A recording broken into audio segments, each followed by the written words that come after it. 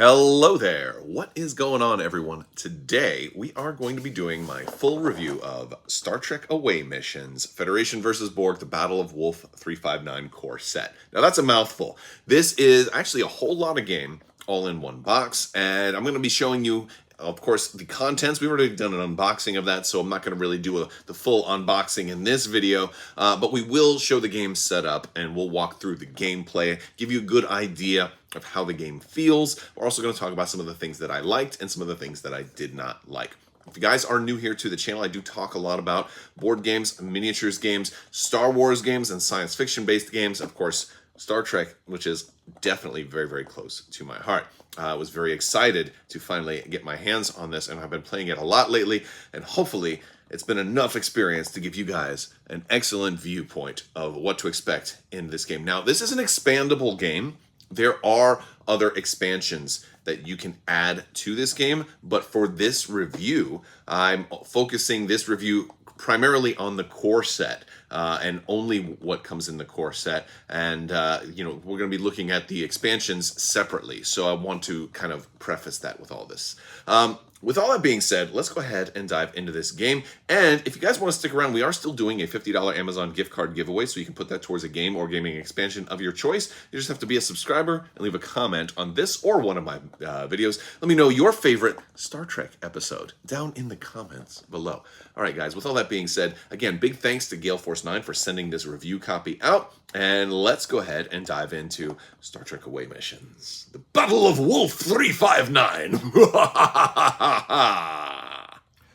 So in Star Trek Away Missions, we are going to be setting up a board. This board can be set up in a lot of different ways. We have board tiles that have everything from crew quarters to the bridge to sick bay to the transporter rooms, main engineering over here, the main bridge over here, all the different stations, command stations, science stations, operations stations, medical stations, and they're all throughout the board, as well as on this central corridor. Some places that aren't connected will get a little turbo lift, kind of like if there was not a board space here, we'd have like a little turbo lift there. And so this game board can be set up in a variety of ways, making every game different. Now, what we will do is we will go ahead and get it all set up. And there's different ways. There's a recommended starting setup, plus there's a kind of a snake draft style system where you start with the central corridor, and then the first player places one board, then the second player places two more boards, and then the first player places the last board and kind of deploys as such. When you place one of those boards, you're kind of helping build the game board, and then a player is going to pick, the first player, and you'll roll to determine who's going to be first player. They'll pick their starting board. Then the second player will pick two boards that are going to be their starting boards, and then the fourth and final starting board goes back to the first player. And we'll get to put our characters on there. You're kind of going to deploy your characters. You have some freedom on where you're going to deploy them when you start out. And so I might have a Borg over here in the science lab, and I may have, I can actually have up to two in the same square here. And from there, when we start activating, your characters can move one space at a time. Spaces are marked off with a white line like such. This indicates that they are adjacent and can be moved through with a cost of one movement point. We'll talk about movement points a little bit more when we look at the character data cards. But when we're thinking about moving, we have certain places that we cannot move through. For example, certain hardened walls here are going to have this thick black line. We can't move through those. When we have the dotted lines, or basically doorways, you can move through those, but those are going to only allow line of sight if somebody's actually in the doorway. Through there, if somebody's farther behind, you won't be able to actually see them if you wanted to shoot through. So line of sight basically extends forever, but you have to have a clear line to them, and it cannot go through doorways unless the character's in the doorway, basically on the other side, like so. So here I could still shoot Data, and Data could still shoot me, but if he were back one more, he would not be able to. So we're going to be taking turns activating, going back and forth, and depending on which faction you pick, they are definitely asymmetric. The Federation is going to start with 4 characters on the board, and their characters are pretty beefy. They're very skilled. We're going to be trying to play for victory points. This game is only 3 turns long, and we're going to have a core mission. and the missions cards are double-sided. So the Federation may be playing to try to repair the ship here, and they may be trying to play it for repair missions, and then they can score 30 points if they accomplish their core mission. Flipping it over, they can play Protect Sector 001. And so each of these offer different kind of overall ways to play, but you're also going to have cards. You're going to have a mission deck and a support deck that you're going to get cards that are going to let you play bonus missions. And so 30 points, not very much. You're very likely to score well over 100 if you played your cards right. The Borg also have a core mission. They can play Distinctiveness, trying to make their Borgs more distinct and giving their Borg drones more skill abilities, or they can try to get slightly less points here to assimilate the ship. There are a lot of assimilation cards in the Borg deck that will allow them to do so. And so these are your starting core mission cards. You're going to have one of those face up, and so each game you play can be a little different than the last. You're additionally going to be using dice. This game uses D6s, and which is short for a 6-sided die, and there are faction-specific D6s. The Borg have the 6 on theirs as a little Borg symbol, and the Federation have a Federation symbol on theirs. So we're going to be using these for skill checks and for combat, and it's going to be an opposed sort of system. We'll talk about that here in just a minute. Let's take a look at the cards and how we can activate our characters and move them around.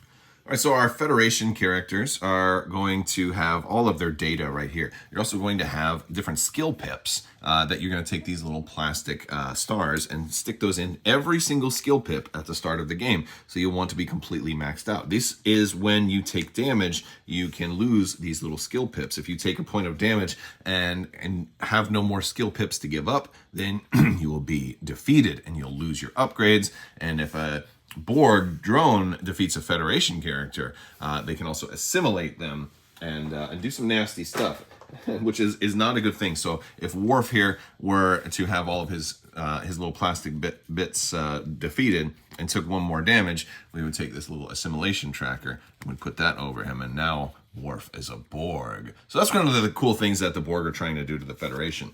But yes, so basically what we're looking here is that, we can see the type of attack that we have, the Type 2 phaser that both the Federation characters have here is, and these are just Data and Worf. We also have Riker and Shelby in the core set. We've got, they have +1 attack dice. So normally you would be able to roll attack dice equal to the number of attack pips you have. I'm going to assume that Worf had taken a little bit of damage here. And so maybe he's just got this much left. So Data would have 3 attack. Worf, since he had lost 1, would have only 2 attack. And so that's how many dice you will roll when you're trying to attack someone else. No extra damage, and so that you would just roll normally 1 damage for everyone. So let's for example, let's say Worf were attacking a Borg. He rolled a 4 and a 3. The Borg, if they had 2 defense, they would also roll. Wow, they rolled a 6 and a 6. That was really good, really lucky. So then you would compare highest to lowest. So let's just say I didn't roll a 6 and a 3. Let's say I rolled a 5 and a 2. You would lock up highest to highest, and you'd lock that all the way down. There's actually this fancy little tracker that we would use, and so the attacker would go on one side and the defender would go on another side. And so it might look like this. And so in this case, the 4 would not beat the 5. Defender would win ties or challenger if it's an opposed skill test. So that one wouldn't go through. This one would go through, so it would be 1 damage that went there. If they had a damage +1 on the card, then that would make it even more damage. Worf also has a Batleth, so he gets a +1 damage from melee if he wants to do that. Now, so he's got melee and it's defensive. The Federation can also stun with their phasers. And Data also has both a melee, also he can do bare hands if he needs to do that. And then if they have any special characteristics, like Worf has defensive, he gets to add a die to defense rolls against melee weapons, and Data has, when Data gives another character backup or a skill test, for a skill test, he can add 2 dice instead of 1. So that's an important thing, is having characters that are close together. They will give you an extra die when you're getting to do certain tasks as well, like if you're in combat or doing skill tests. You know, having your characters like in the same square as each other or in adjacent squares is a very good thing. So as we start to lose, some of our abilities will get weaker. But I forgot to put one over here for commander data. So movement, when we're moving around, we have, for every pip of movement we have, we can move 2 spaces. So if our Federation characters start off with, of course, with full health like you do, they would get 4 spaces of movement for a movement action. Now each character, when they activate, they get to take 2 actions. So a Federation character could do a movement action and give them 4 spaces of movement, moving very quickly around the ship. And then they could either make an attack, or they could play a card from their hand. That might be to try to complete a mission at a station, which is a very common thing to do. We'll take a look at some of those cards here in just a moment. But before I do that, I want to just contrast a little bit the Federation characters to some of the Borg characters. All the Borg drones are effectively the same. They start off with only 1 attack, 2 defense, and 3 skill. So they're a little bit more skilled at doing missions. Skill is what the skill you're going to be rolling for missions. Defense is going to be the number of dice you roll when you're defending against an attack. And attack is how many dice you roll when you're making an attack. And of course, movement is only 2 spaces for the Borg. So the Borg are a lot slower. They're half the speed of the Federation. So as we look at what the Borg drones have, they have no extra attack dice for their melee attack. They can only attack in melee. They don't have ranged attacks. But they also have the ability to assimilate. And they get a damage +1. So if they do manage to get any damage through, it is going to do an extra damage, which is awfully nice. Unfortunately, it makes it hard for the Borg to try to actually attack because, again, they have only 1 attack roll. So if they're by themselves, they're really only going to be rolling 1 die. And the Federation characters typically have 3 defense dice each. And so it makes it very difficult for 1 die to beat all 3 because even a tie would win for the defender. So one of the things the Borg will like to do is to team up and have another Borg nearby to support them. If they have another Borg that is adjacent to or in the same space as an attacker, you get an extra die. And then sometimes you can get some additional weaponry that give you an extra die as well. And so if you can do that, the Borg can get a lot of extra dice out there. So another thing that is very cool is that the Borg have the ability to use Hive Mind, which is they can transfer their actions to other Borg drones that are out there on the board and let them do things other than movement. So you can have basically one Borg transfer both of their actions to a different Borg that might be adjacent to a Federation character and have them keep attacking over and over again. So even though they have a lower attack characteristic, you could potentially channel that Hive Mind collective stuff. They also have a scout ability that says take an action to return a mission card to the mission deck and search for a scout mission. So that's one of the things that they can do. I want to also show you, and again, these are all pretty much the same. You have 5 Borg drones, 1 of 5, 2 of 5, 3 of 5, so on and so forth. They all are basically the same, except for their miniature is going to look a little bit different. Also, they have certain numbers here on the mini. So this will say 2 right here. You can see it says 2. So if you ever get confused about who is who, you can always read that. You also have Locutus of Borg. Locutus is going to have a little bit more stats. He's going to be slightly different than the rest of the Borg, and he's going to be very, very valuable and very important for the Borg because he has more defense. So he's got an extra stat. So he's got still only 1 attack, 3 defense, and 3 skill, which is more than the rest of the Borg have. He also has command and diplomacy, which are stats that are going to help when it comes to missions. And then he has his keywords. He's a Borg, he's a commander, and he's a counterpart, whereas the other Borgs are Borg drones. He is not a drone, so he can't get free actions from all of the other Borg. But he has some other things that he can do. You can download a card at the beginning of his activation and play it for free, and so that can even consume one of your actions. And he can also transfer his actions over to the other player. He also has an ability called Escalation, and this is a whole thing with the Borg, and that while the Federation start with all 4 of their characters on the board, the Borg eventually, they start with only 1 and 2 of 5. 1 of 5 and 2 of 5 on the board. And it's for the whole first round, they're at a disadvantage. And what that means is that since they have less characters on the board than the Federation, they're going to get these bonus action tokens, and they will be able to use those. They'll get 2 bonus actions since they're down 2 characters. If at the start of the round you have less characters on the board than your opponent, you get a bonus action for every character you're missing, and you can use these in place of an activation, and you take a single action with any character, even somebody who's already activated. So the Borg start off with only 1 and 2 of 5. Then in the second round, that's when they would deploy Locutus and 3 of 5. And then at the start of the third round, they deploy 4 and 5 of 5. So then they're going to have 6 Borg on the board on the final round, so they kind of start as the underdog and they end sort of overwhelming the Federation. That's kind of one aspect of how the Borg play, and that is going to be written on their cards. And you'll see, like on 3 of 5, it'll say escalation. Deploy, and then 4 of 5 will be escalation 3. They deploy at the start of round 3, and they all have that little reminder text on them. So each faction is going to have a mission deck and a support deck, and this is going to make up their hand of cards. These are incredibly important, and it's pretty cool too that they kind of join together to showcase the faction's logo. Just for reference, here is the Borg's decks right there. And then you can see that also makes up the Borg symbology. So at the start of the game, cards are very, very important to this game, and this is something that can kind of make or break your experience for the game, as if you have like really lousy cards or really good cards. So what they let you do is, at the beginning of the game, you're going to draw 5 cards from each deck. You're going to have a hand of 10 cards. This is going to be your mission and support deck cards. This is going to be how you score points. Mission will be, for example, this is an action. So you play this card from your hand as one of the 2 actions for a character. And this will allow you to take a security skill test at an operations terminal. If you pass, you get to score this card, and that's 10 points. And then as a bonus, you're going to score 5 bonus points for each individual success. There are a number of bonus point tokens in the core box, and this is going to be something that the Federation players use an awful lot of, as the bonus points.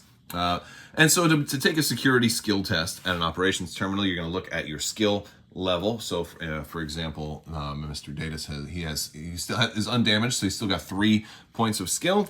So he would roll 3 dice, possibly 1 more if somebody else is right next to him. And if this were an opposed check, we would well, I'm rolling Borg dice here. Let me roll in Federation dice. It doesn't matter really, but yeah, and these are, most of these are unopposed skill checks. You would treat them just like combat, where if it were an opposed check, I would line mine up from highest to lowest and let the Borg character roll his. He rolled a 4 and a 3. Let's say he only had 2 skill. And then we would compare the 2, and this would beat that, so it would be 1 success. The tie would go to the defender, and an unopposed die would have to be 4 or higher in order to count. So since this one is unopposed, but it is not 4 or higher, it still counts as a failure.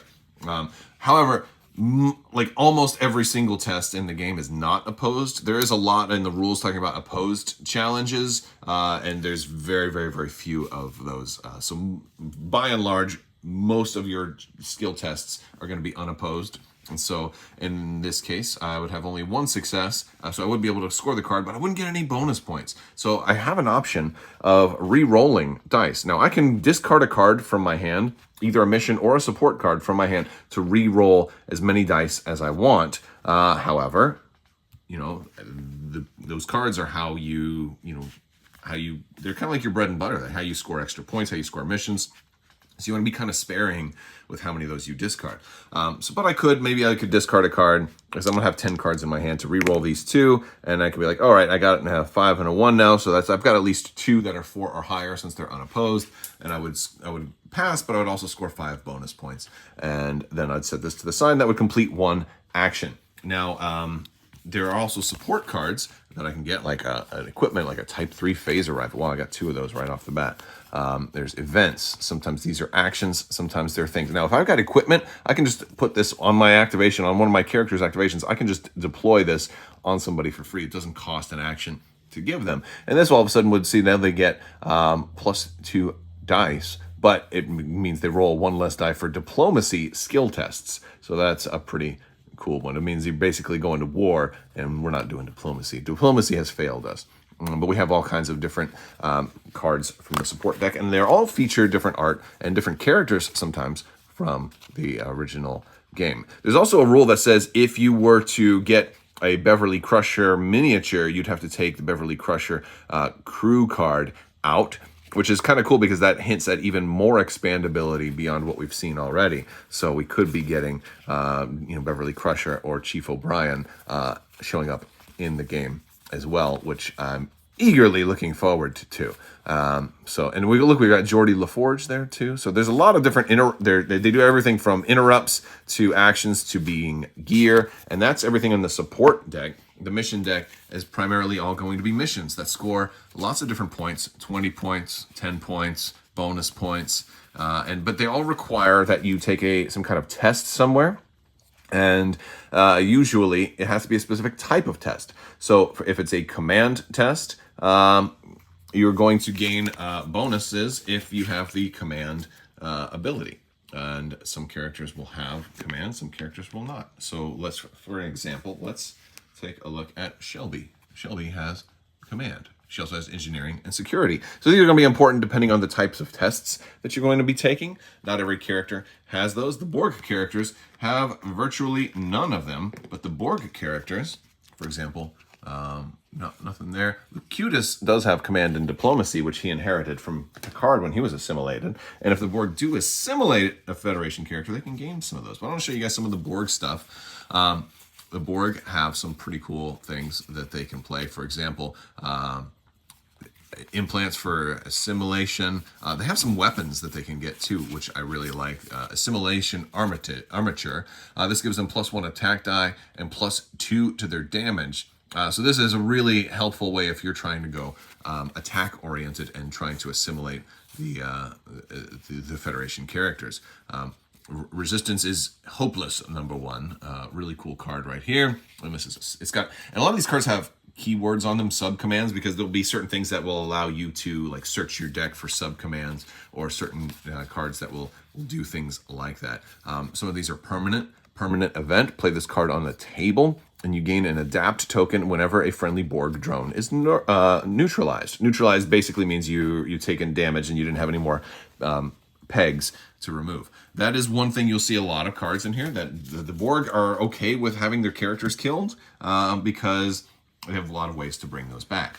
On the mission side for the Borgs, they have a lot of cards that are like assimilate engineering. They have a very high point count, but they take many actions in order to score. For example, it takes an action just to play the card. It takes another action to take the test, and you put an assimilation token on this card for every success. Well, it'll be something like that. And then you keep track of those for each success. And then when you have 7 or more assimilation tokens, you can then score this. So this will end up taking 1 action to play, another action to take a test, at least 1 more test, a lot of times 2 more tests. So it can take 4 actions in order to score this one. So that is but they do have a couple that you can just play. But most of the Borg's missions are very high action oriented to try to pass those. But then sometimes you can take and operate. They have some cards that you can take in just a single action, but they only score a lot less points. And sometimes they have a bonus too. That's kind of how the cards work. Again, you'll have 10 at the start of each round. You can keep whatever cards you want. You can discard whatever cards you don't want. You can draw back up to having 5 from each deck in your hand. So you can definitely afford to discard some cards for re-rolls during the course of the round, but you don't want to do too many. Another aspect to the decks is that you have a starter deck, but you also have a whole additional deck of customizable cards. So if you become more of an advanced player, you will unlock kind of the ability to go in and fine-tune your decks a little bit and kind of gear them a little bit more towards missions or more towards combat. And you have entirely different cards that you can build your own decks and get a lot more customizable with them. Now, this is both a good thing and a bad thing in that it's great to have these extra options, but at the same time, customizing a deck is something more of an advanced player would have to do. So this is only going to be something that you can really do to get that gaming experience with somebody that you've maybe played with several games and you want to really dive in deeper. If you are introducing this to a new player, this is going to be a little bit too complex of a step to get into the game right away. So you have customizability, and it's great to have the option to go deeper and to customize the game more, but it's also important to kind of memorize where the starting decks are and that balance that they provide to give you that intro sort of experience. I also want to talk about movement a little bit in this game. You have a maximum occupancy of 2 friendly characters in any one area. So in this case, Commander Shelby could move down here into this operations corridor with Data, but I couldn't move. Riker couldn't also move in there, right? Riker can't actually reach there from here. He'd have to go around here, 1, 2, 3, 4 for movement. He couldn't get into that or move through it. So you can't do that. Also, you can't move into or through spaces with hostile characters. So Worf here, if he wanted to go and meet up with Riker, he's blocked by this particular Borg, and he can't get through there. So he would have to go around 1, 2. Well, he can't go into that way because that space is blocked off, and he can't go out this way because this space is blocked off. If he could get to a turbo lift, he could then move to a different turbo lift. All the turbo lifts are going to be adjacent. But in this case, he might have to fight his way out. Once he neutralizes a character, then he can move on through there. But he's got to do a lot of damage that way because the Borg they do have at least 3 hit points before they're destroyed because of, again, the standard Borg. You have three pegs, and they have to take 1 more beyond that. And so it becomes this, there's this balance of, do I focus on doing missions or do I focus on combat, or do I do a little bit of both? And each one can have varying levels of success. So if it were my activation as a Borg player, I could move into, well, I couldn't move into here because I can't move through where Worf is. So I would want to either move away or move to a terminal and take a mission, or activate somebody else who hasn't already activated. Now there are activated tokens you'll put on a character's dashboard once they've already activated, and that will tell you that they've already gone. But again, in the case of the Borg, let's say this particular guy here had already activated. I could activate this guy in engineering and, say, I'm going to have this guy attack again. Boom. And then he can roll his dice. Worf will defend again. Maybe I can assimilate Worf or not. And then maybe if the first attack doesn't go well, then I'm going to send his next action to somebody else so that other person can move away. There is definitely a strategy to try to get characters next to each other, though. So if I, for example, let's just say this character was over here instead, he would be adjacent to this Borg. And even though they're, through the doorway, they're still in adjacent squares. That's going to give him a bonus for any skill checks he needs to make or combat rolls. So then I might be better off having this character attack Worf instead, because now he is reinforced by his buddy. Or I could have him in the same square as there, but I couldn't, if the situation were like this, I couldn't move a third character into that square or into that space. And so teaming up is very, very important. And I think it's more important for the Borg since, especially by late game, they keep getting more and more characters. And when they warp them in, or when they deploy and they beam in, they can beam in basically anywhere on the board. That's a legal movement space for them. So they couldn't beam into like Riker's space, but they could beam in next to Riker, for example. So that's really cool. And so that means, at least for early game, Borg, I think it benefits them to try to stick together if they can, to get the extra bonuses and the extra dice. So we also, just to remind you that you're also playing a core mission in addition to all the other mission cards that you might play. And granted, those mission cards tend to score a lot more points than your core mission, but your core mission is another section of points. One thing I found is that the Federation have an easier time getting bonus points, and the Borg have a much more difficult time getting adapt tokens. So the Borg don't get bonus points, but they get these things called adapt tokens. And when you get adapt tokens, you're going to place them there. Now, a lot of the Borg cards will reference adapt tokens. For example, I can play connect nodes, and I can gain an adapt token when I score this card. But this still takes a lot longer to do because I still have to play the card on the table as an action, and then I have to take a whole nother action to score this one, and it's at a main corridor for operations. And this one requires 3 or more assimilation tokens on it. So it's going to take probably at least 3 actions to score, and then I can gain an adapt token when I do that. They're a little more difficult to get, but when you have them, there are a lot of cards that will reference adapt tokens. For example, a card like this has an adapt thing. Well, you have 3 or more adapt tokens. This character gains an additional die when making medical skill tests. And so there are a lot of the Borg cards reference that. So the Borg become a lot more powerful if they can get those adapt tokens, but they're not easy to get. All right, so that's just kind of a brief look at how the game plays. Again, it's only 3 turns long. At the end of the 3rd turn, you're actually going to beam everybody out and just add up your victory points. And whoever has the most points wins. And that kind of leads me to one of the things I think is kind of more difficult about this game, at least as far as the balance is concerned. From the games that I have played, it seems that the Federation are able to score twice or if not 3 times as many points as the Borg can score. So it's very, very easy for the Federation to kind of have this runaway leader problem where they score, in some cases, over 200 points, where the Borg can struggle to score can struggle to break 100. Out of the games that I've played more balanced approaches, I've played more mission-oriented approaches, and I've played more combat-oriented approaches. And I find the combat-oriented approach is the assimilation, I should say, oriented approach is very satisfying as a Borg player. But the problem is that even if I'm able to defeat Worf and assimilate him, and I put this card over there, and Worf now is mine, I get to use him again on the next turn. And if you're going to try to assimilate, it helps to do that early. The problem is it takes time to do that. You start off with only 1 die. Federation characters have a ton of pegs, so I'd have to do 1, 2, 3, 4, 5, 6, 7, and then an 8th damage to somebody like Commander Data to try to assimilate him. So maybe you try and go for somebody a little bit weaker like Shelby, who only has 4 extra points, but she always gets an extra die when defending against a Borg character or doing anything against the Borg character. So it still ends up being extra difficult. So the Federation have a high defense against the Borg, so it makes it just that much harder.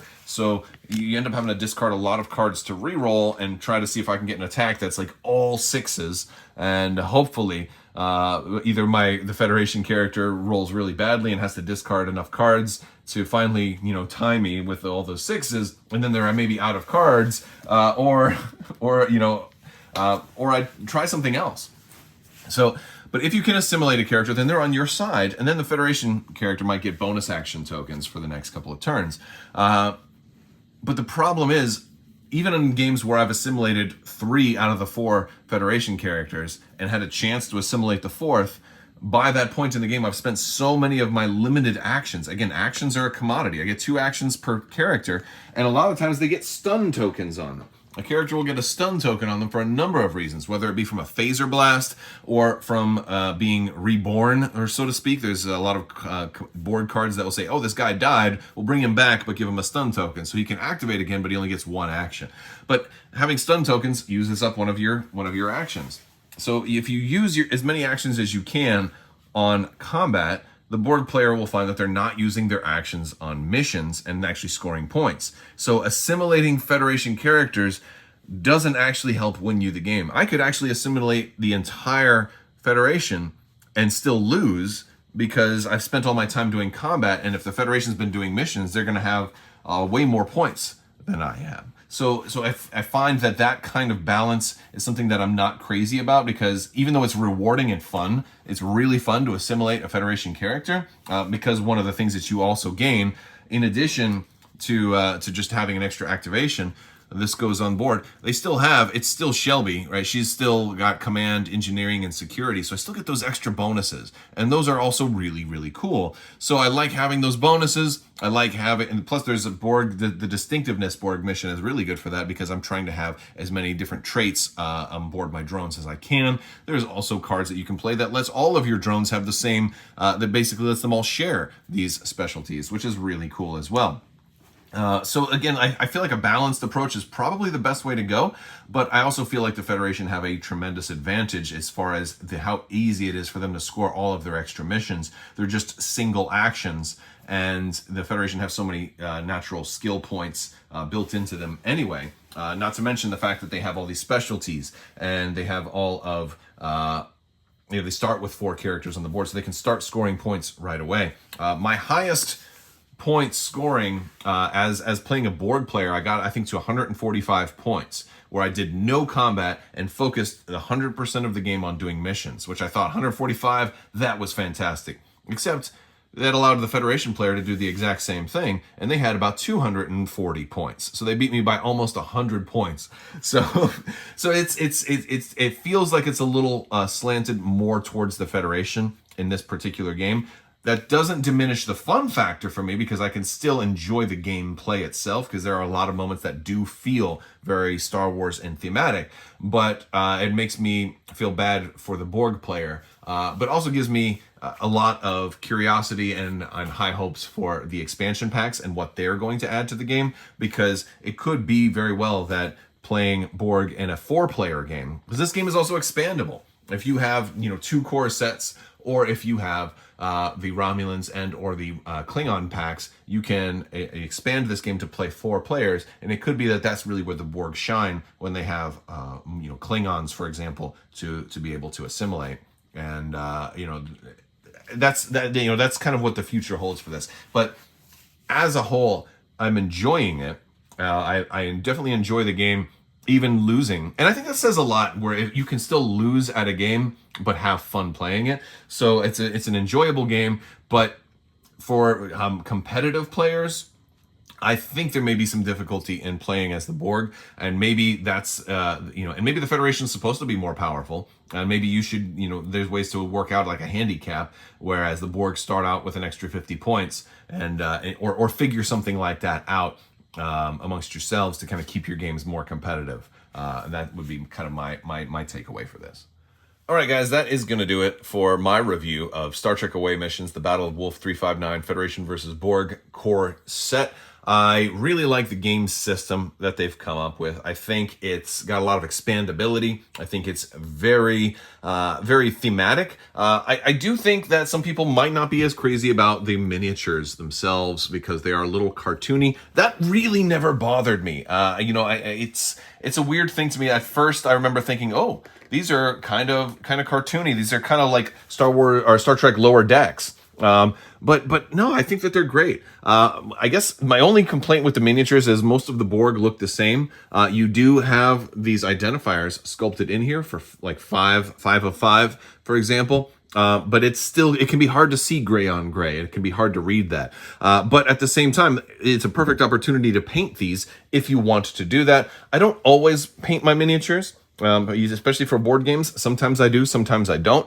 But that could be definitely something that you think about doing, or at least maybe paint like a little colored symbol on the 1, 2, 3, 4, and 5 to kind of make them stand out. Certain characters are a lot easier to identify, like, for example, Worf here with his Batleth. Very, very easy to identify even from a distance. Whereas I have on occasion confused the Borg and like picked one up off the board when it was a different one that died, and so it's easy to get those slightly confused. But they've done a good job by at least sculpting the name onto here. It's just it's just that if you're playing too quickly, you can potentially miss that. So again, the miniatures are really good quality. I very much like the miniatures. Some people aren't going to be crazy about that style. It doesn't bother me at all, and I'm all for it. Especially from playing from a distance, having those features be a little exaggerated from a tabletop length. Again, I can hold Riker up to you like this close, but you know what? You are never going to be looking at him this close while you're playing the game. You'll look at him this close before you set up and before you deploy him on the map, but you're not going to be this close to him throughout gameplay. You're going to he's going to be about from here to you on gameplay, and you're going to want to be able to see. It's going to benefit you to be able to identify who he is at a distance instead of getting him confused with Data. And so it's a good thing that they've kind of enhanced those proportions from tabletop perspective, I think. But that's just my opinion. I'd love to hear what you guys think. And if you guys are planning on pre-ordering this, there'll be a link down in the description below. I want to thank you guys so much for hanging out with me today. Big thanks to the folks at Gale Force 9 making this really cool game system. I really am looking forward to trying out the other expansions and seeing what the future holds for Star Trek Away Missions. It seems like it's a really fun game. My only complaints are that the Borg seem a little underpowered, and the Borg miniatures are a little easy to get confused with each other. But I guess I don't even know if that's that much of a complaint, because shouldn't the Borg all kind of look the same?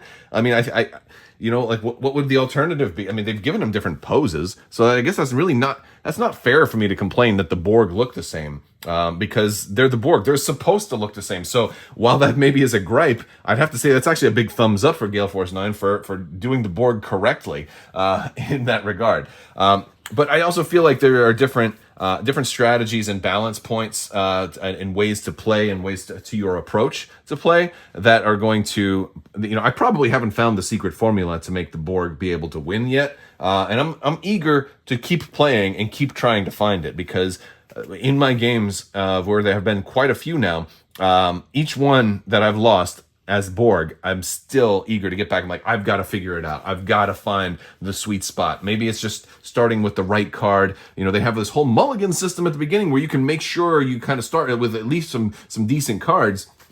And there's so many ways to go search your deck for cards too, that once maybe it's about learning, the exact perfect combination of cards and trying to manufacture that. I'm not sure, but it definitely seems like the Federation is the more beginner friendly and easier faction to start with. And that's probably where it should be as far as balance is concerned. Again, thank you guys so much for watching. Hopefully you guys enjoyed the review. The game has a lot of potential, and I'm looking forward to looking at the Romulans and Klingons. If you want to see the Romulans and Klingons and get a look at those factions, I will be doing unboxings of those as well. So stay tuned. And plus I do lots of other Star Wars and lots of other gaming content. So stick around for all of that. I will talk to you later. Big thanks to my patrons. You guys help make this channel possible. I will talk to you later. Make the Force be with you. Live long and prosper. The spice must flow. So say we all. And thunder, thunder, Thundercats. Ho!